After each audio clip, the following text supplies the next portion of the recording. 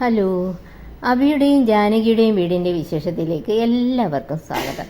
ഇന്നത്തെ വീഡിയോയിൽ പറയുന്നത് അഭിക്ക് അമ്മയോടുള്ള ആ സ്നേഹത്തെ പറ്റിയും പിന്നെ പ്രൊമോ എപ്പിസോഡുമാണ്. വീഡിയോക്കുള്ളിൽ പോകുന്നതിന് മുമ്പേ സബ്സ്ക്രൈബ് ചെയ്യാനും ലൈക്ക് ചെയ്യാനും മറക്കല്ലേ.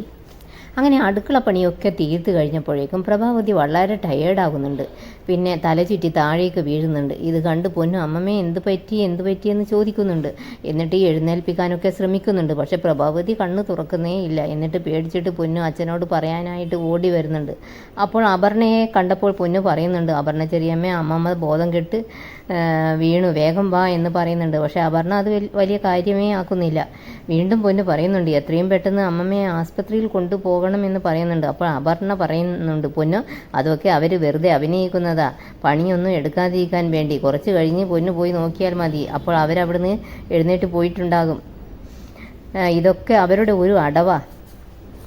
അപർണയും അമലും എവിടെയോ പുറത്തു പോകാനുള്ളൊരു തയ്യാറെടുപ്പിലാണ്. അപർണ ഇങ്ങനെ മനസ്സിൽ ചിന്തിക്കുന്നുണ്ട്, ഇനി ഇപ്പോൾ ഇവളിത് അമലിനോട് പറഞ്ഞാൽ യാത്ര മുടങ്ങും.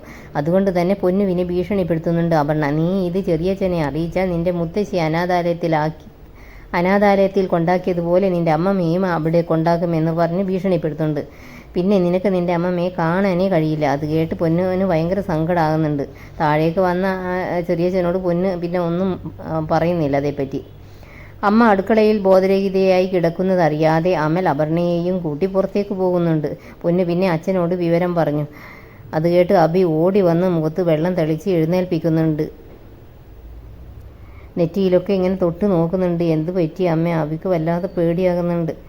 എന്നിട്ട് അഭി പറയുന്നുണ്ട്, അമ്മയ്ക്ക് നല്ല പനിയുണ്ട്, എത്രയും പെട്ടെന്ന് നമുക്ക് ഹോസ്പിറ്റലിൽ പോകാം. പക്ഷേ പ്രഭാവതി പോകാനൊന്നും തയ്യാറാകുന്നില്ല.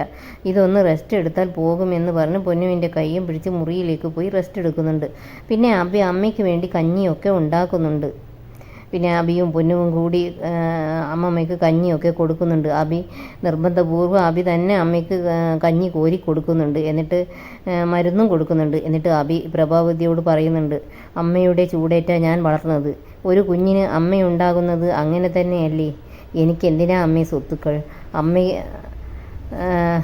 അമ്മ തന്ന ദാനമാണ് അഭിയുടെ ജീവിതം എന്നൊക്കെ പറയുന്നുണ്ട് അഭി. ഞാൻ കൈകൂപ്പി നിൽക്കുന്ന ദൈവങ്ങളുടെ രൂപങ്ങളിൽ അച്ഛൻ്റെയും അമ്മയുടെയും മുഖങ്ങളാണ് നിങ്ങൾ രണ്ടുപേരും കഴിഞ്ഞ് എനിക്കൊരു ദൈവമുള്ളൂ അമ്മേ.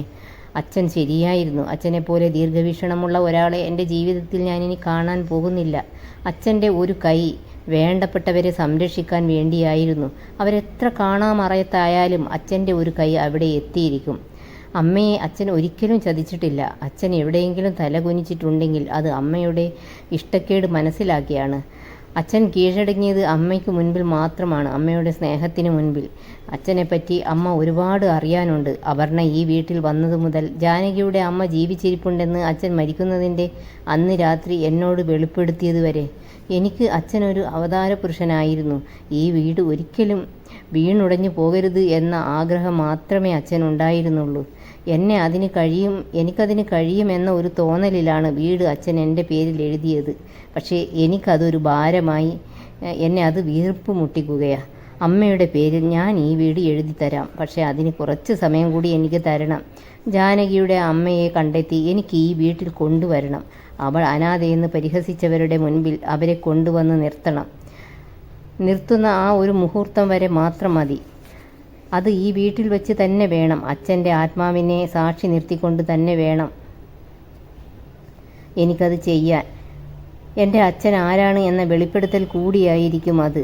പിന്നെ അളകാപുരിയുടെ മുകളിൽ ഒരു ശത്രുവിൻ്റെയും കരിനിഴൽ വീഴില്ല. അത് കഴിഞ്ഞ് അമ്മയ്ക്ക് ഞാൻ ഈ വീട് എഴുതി തരാം. എല്ലാം കേട്ട് പ്രഭാവതിക്ക് ഭയങ്കര സങ്കടവും കരച്ചിലുമൊക്കെ വരുന്നുണ്ട്. പിന്നെ നെക്സ്റ്റ് വീക്ക് പ്രൊമോയാണ് കാണിക്കുന്നത്. അമൽ അഭിയോട് ചോദിക്കുന്നുണ്ട്, ഏട്ടത്തി അമ്മയെ കണ്ടെത്തിയോ? ഇനിയെങ്കിലും ഏട്ടൻ എന്നോട് പറ. അന്നേരം അഭി പറയുന്നുണ്ട്, ഇത് നിൻ്റെ മനസ്സിലേ ഇരിക്കാവൂ. ജാനകി അവളുടെ അമ്മയെ കണ്ടെത്തി. അത് കേട്ട് അമലിന് ഭയങ്കര ആശ്ചര്യവും സന്തോഷവും ഒക്കെ ഉണ്ടാകുന്നുണ്ട്. പിന്നെ പ്രൊമോയിൽ കാണിക്കുന്നത് നിരഞ്ജനയെയാണ്. നിരഞ്ജന ജാനകിയോട് പറയുന്നുണ്ട്, അമ്മയ്ക്ക് എല്ലാം ഓർത്തെടുക്കാൻ കഴിയണം. എന്നിട്ട് ആ ദുഷ്ടൻ്റെ പേര് അമ്മ പറയണം. അയാൾ ആരാണെന്ന് തിരിച്ചറിഞ്ഞാൽ മാത്രം മതി. ജാനകി എടുത്തിക്ക് വേണ്ടി കേസ് ഞാൻ ബാധിക്കും. അപ്പോൾ ജാനകി പറയുന്നുണ്ട്, അയാളൊരു പ്രബലനാണെന്ന കാര്യത്തിൽ സംശയമില്ല. മുന്നിൽ വരുന്ന ആൾ ഞെട്ടലുണ്ടാക്കാൻ പറ്റുന്ന തരത്തിലുള്ള ആളാണെങ്കിലോ എന്ന് ചോദിക്കുന്നുണ്ട് ജാനകി നിരഞ്ജനയോട്. അതും കാണിച്ചുകൊണ്ട് പ്രൊമോ എപ്പിസോഡ് അവസാനിക്കുകയാണ്. നിങ്ങൾക്ക് ഈ വീഡിയോ ഇഷ്ടപ്പെടുമെന്ന് വിശ്വസിക്കുന്നു. Thanks for watching.